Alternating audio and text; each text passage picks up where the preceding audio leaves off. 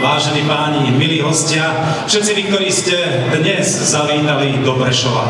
Áno, pretože dnes sa o tomto meste bude hovoriť ako o meste módy, módneho dizajnu. Vítajte na 8. ročníku módnej línie mladých. Dobrý deň.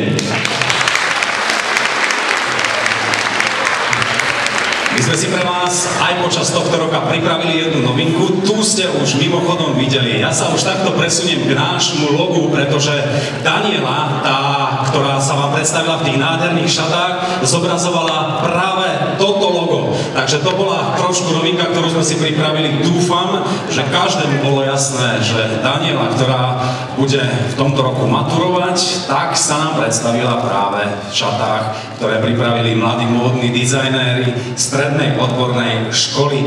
Práve táto stredná odborná škola podnikania na Masarykovej ulici v Prešove pod záštitou Ministerstva školstva, vedy, výskumu a športu Slovenskej republiky, Prešovského samosprávneho kraja a obvodného úradu odboru školstva v Prešove zorganizovala našu súťažnú prehliadku a sme radi, že aj tento rok s medzinárodnou účasťou. Budeme teda môcť sledovať výtvory študentov stredných škôl v ich zápolení o najkrajší model alebo kolekciu počas tohto roka. Sme veľmi radi, že táto módna línia mladých a rovnako aj 8. ročník má už neskutočný cvenk nielen na Slovensku, ale aj v zahraničí.